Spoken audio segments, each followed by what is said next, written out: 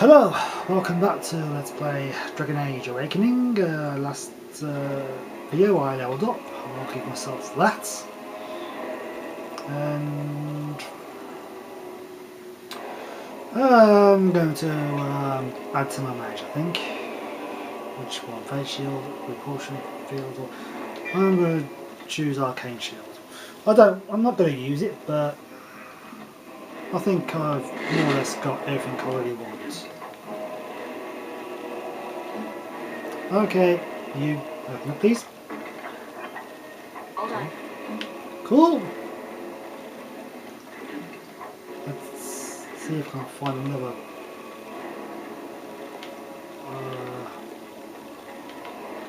Well, first things first, let's add to these. Ah, there's the fourth one, and that's another quest completed. By feeding crystals into sockets in the ruins, you have activated 3 twin relics that may aid you against the mother. Sounds cool.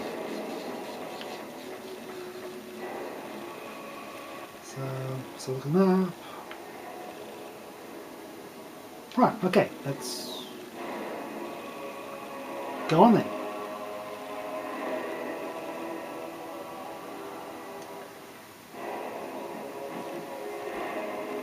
Down in the west nest. Okay.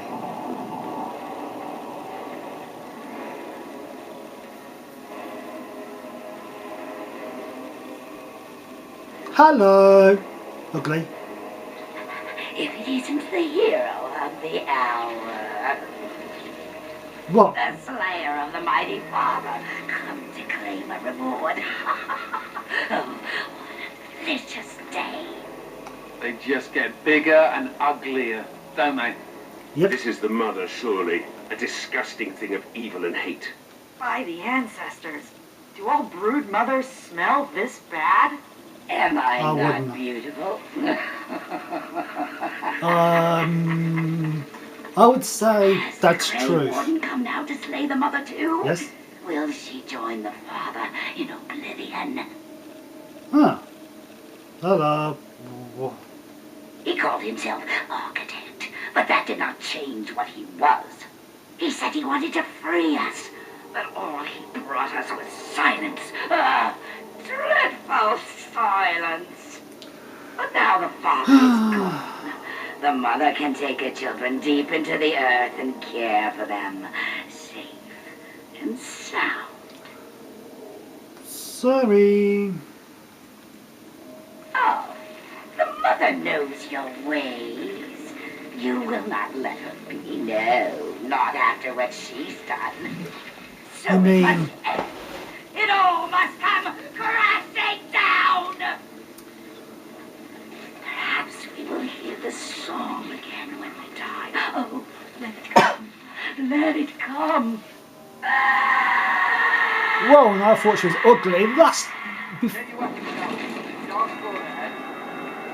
Okay, now let's see. Right, so we've got Tower of Flame, Tower of Healing, and Tower of Trauma. Oh, that looks cool.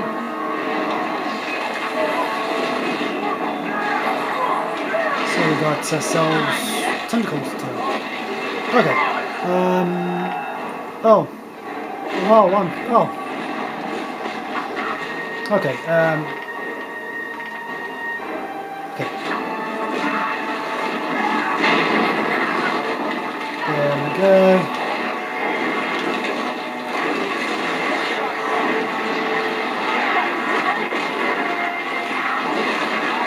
Well, I think it's time to do another tower. Okay, tower healing.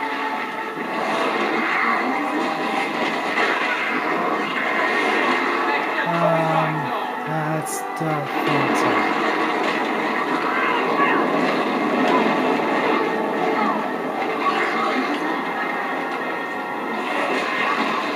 okay, let's see.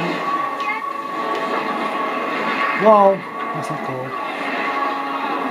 Okay, I'm gonna need you to give me a. Okay, first.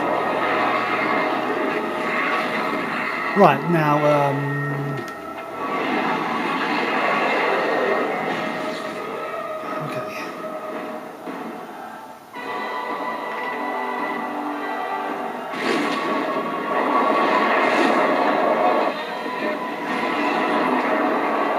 give ourselves a bit of fun.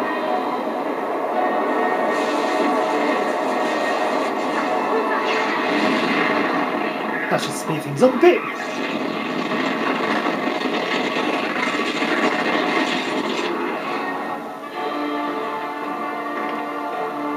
So, here. Bad shot there.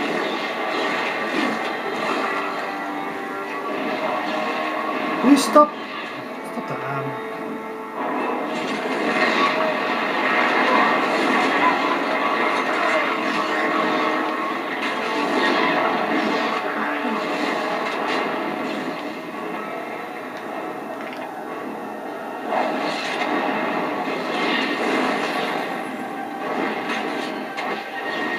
Okay.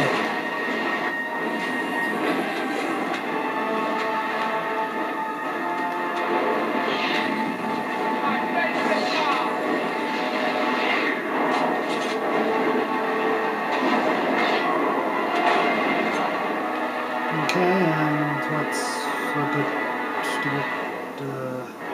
shock? Yeah, shock.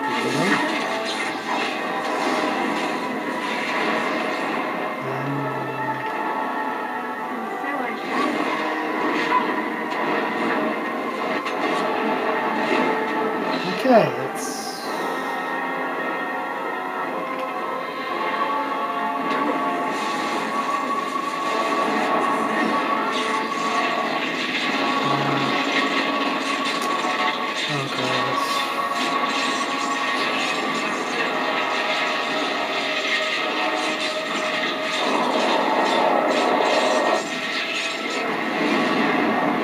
Okay.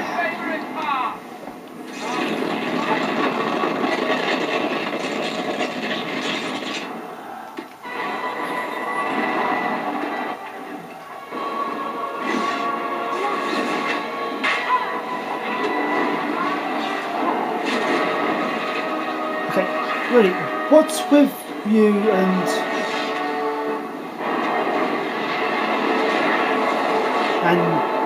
knocking me over? How does that mean?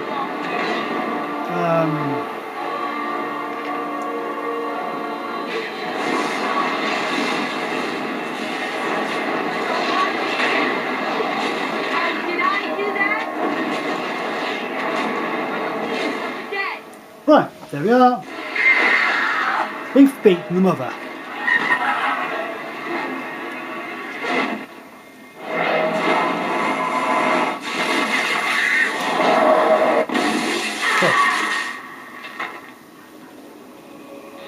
Okay, now we have defeated the mother.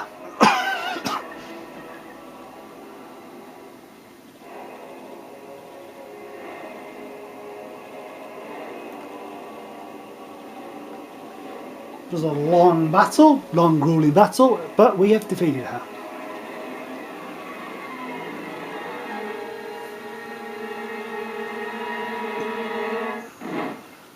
Right, after the demise of both the Architect and the Mother, nearly all the remaining Darkspawn fled back into the Deep Road.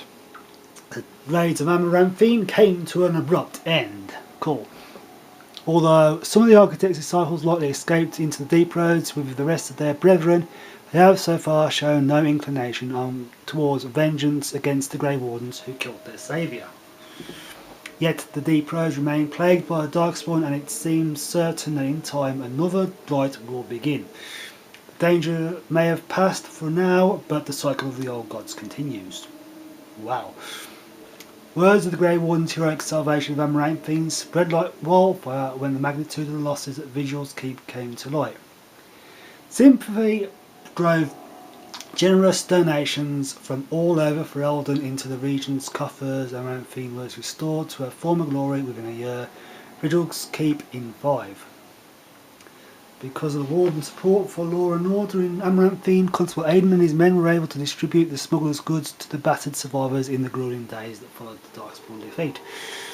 Although the war devastated many farms in the Ailing, all agreed losses would have been greater without soldiers for protection. The farmholders developed a certain reverence for the Warden commander, as well as an ongoing reliance on the Grey Wardens for order and protection.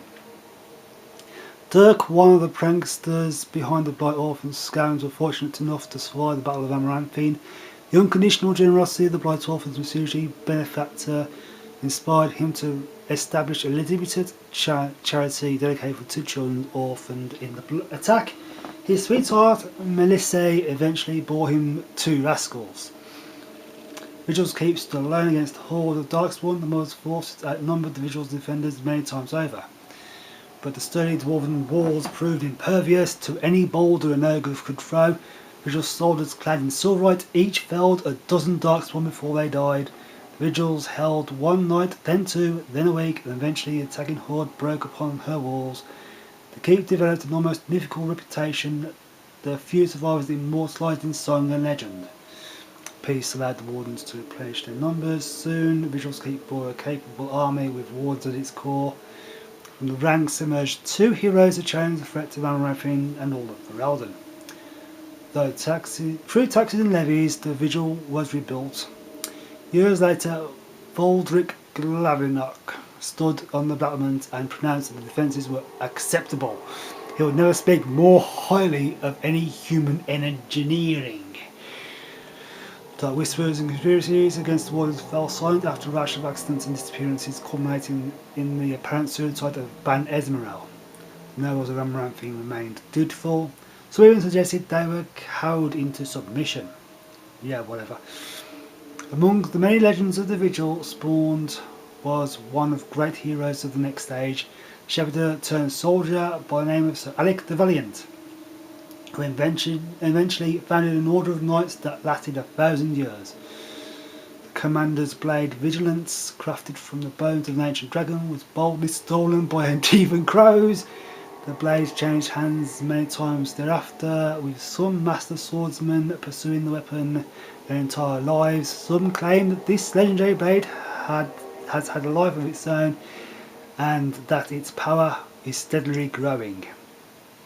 With Valana and the Architect gone from the region, the pilgrims' paths began to see traffic again.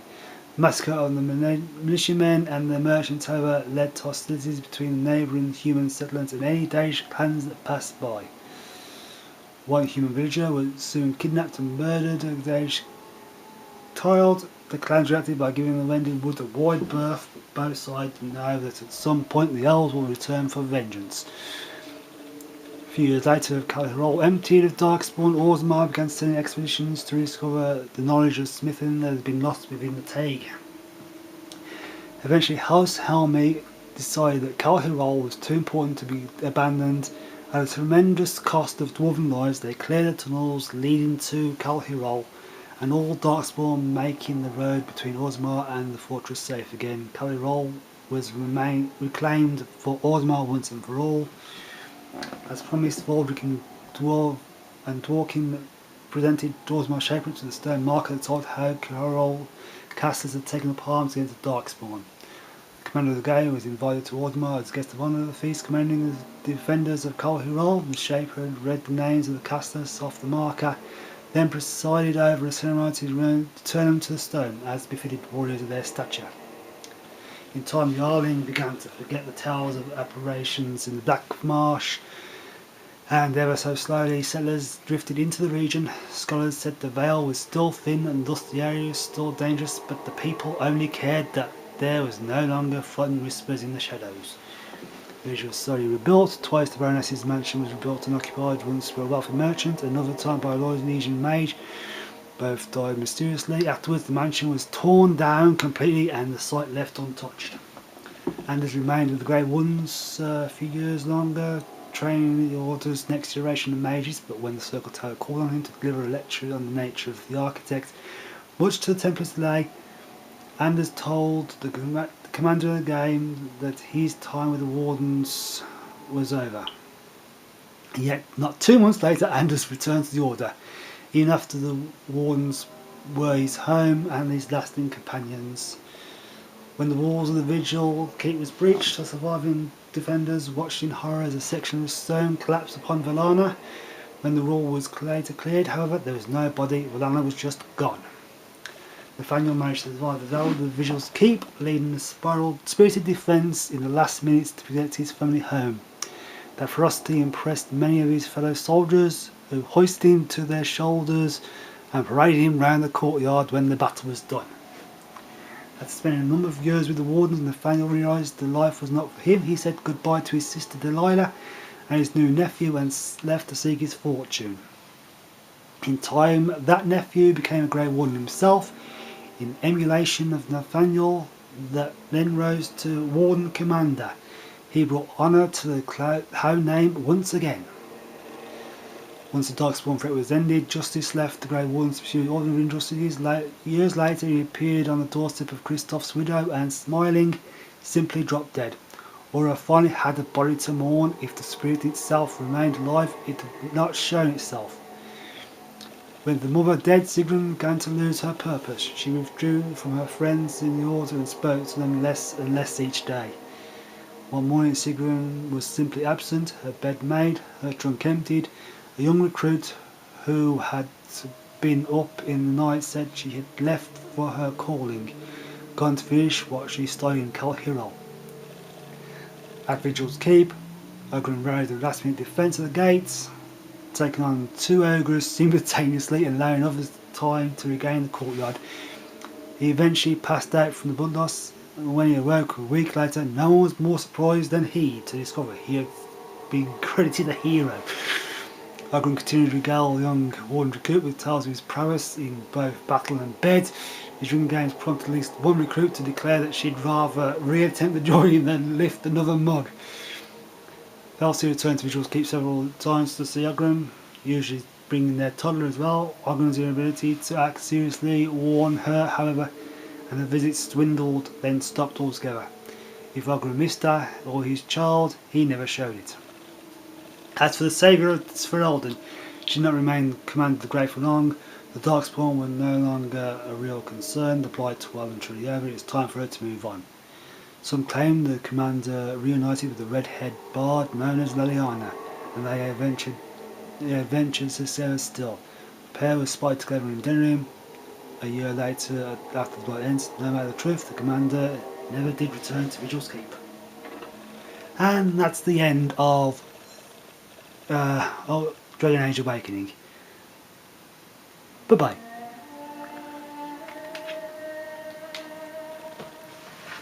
I shall see you again when I shall start something new. Until that time, I bid you farewell.